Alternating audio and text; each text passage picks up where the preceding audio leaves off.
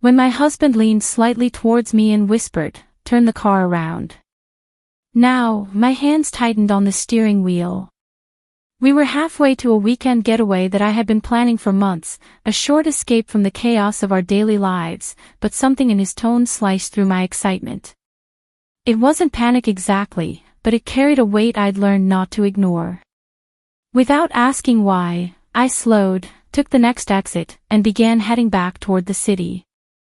I trusted him enough to know there was a reason, and over the years that trust had never once betrayed me. 10 minutes into the drive back, he finally spoke. "I got a text from Jordan," he said, and my stomach dropped. Jordan was one of his oldest friends and happened to work in the same corporate building as me.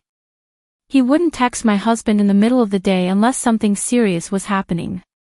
"You need to get to the office right now," my husband continued. "He says someone's in your office, going through your desk."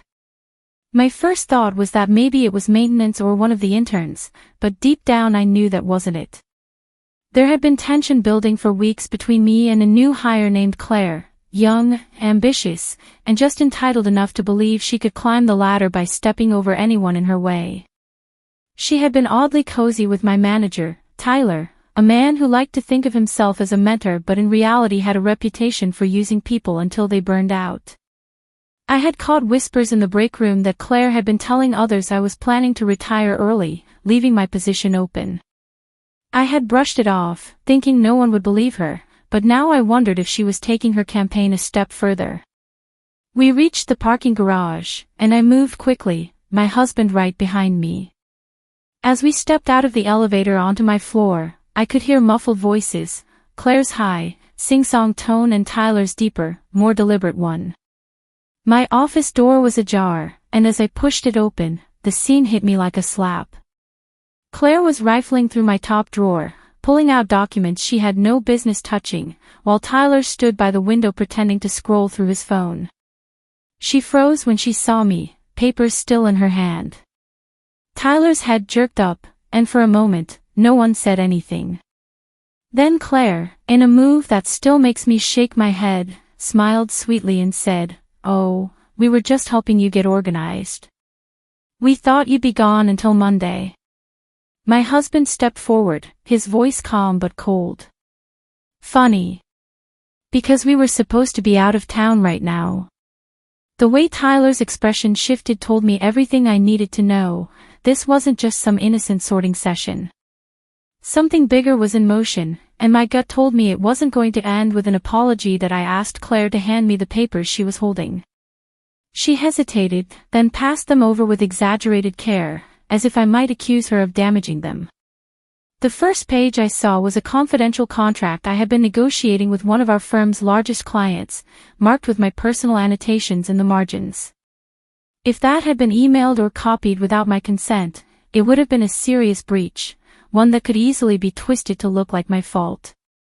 I glanced at Tyler, who avoided my eyes, and the realization clicked into place. They were setting me up.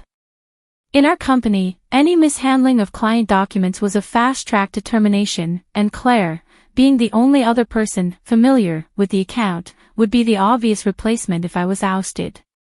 I told my husband to wait outside the office, then shut the door behind him. My voice was low, but firm. "If I find out any of this has been shared, you're both going to regret it." Tyler finally spoke, his tone dripping with condescension. "No need to get dramatic. We're all on the same team here." I knew better. I had seen him pull this kind of maneuver before, subtly push someone out, frame it as a voluntary exit, and slide in his preferred replacement. What he hadn't counted on was that I had been quietly documenting every suspicious move they'd made for weeks. Claire had a habit of sending instructions over email without CCing the rest of the team, which made it look like I had ignored requests. Tyler had accidentally failed to forward important meeting invites to me. I'd kept every piece of it, neatly filed away. I excused myself under the pretense of needing to cool off, but in reality, I went straight to HR.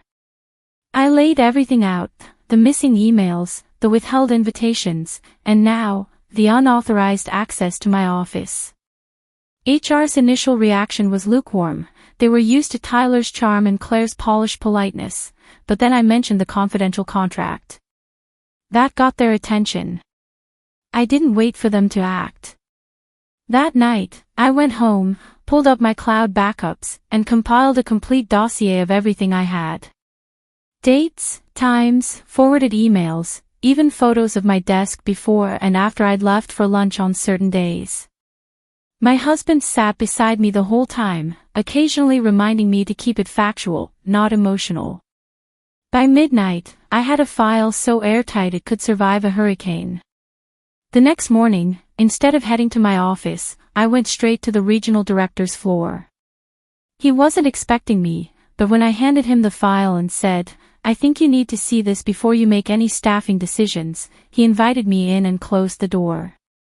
As he scrolled through the evidence, his expression hardened. "Give me a week," he said finally. "And don't say anything to them yet." I walked out feeling the first stirrings of something I hadn't felt since this mess began. Control. The week crawled by, but I kept my head down and acted as though nothing had happened. Claire, perhaps emboldened by the lack of immediate consequences, began strutting around the office as if she already had my job. She rearranged the seating chart for the next project, putting herself in my spot, and started introducing herself to clients in meetings as the upcoming account lead. Tyler seemed smug, but not quite as confident as she was. He avoided my gaze more often, and I caught him glancing toward the director's office whenever he passed it. My husband kept reminding me that patience would pay off, and he was right. On Friday afternoon, just before most people were heading out, an email pinged across the entire department: "Mandatory meeting in the main conference room, 5 minutes." The air in the room when we all gathered was thick with speculation. The regional director stood at the front, HR rep beside him, and started with a short speech about integrity, confidentiality, and the importance of trust and leadership. Then he turned to Tyler and Claire.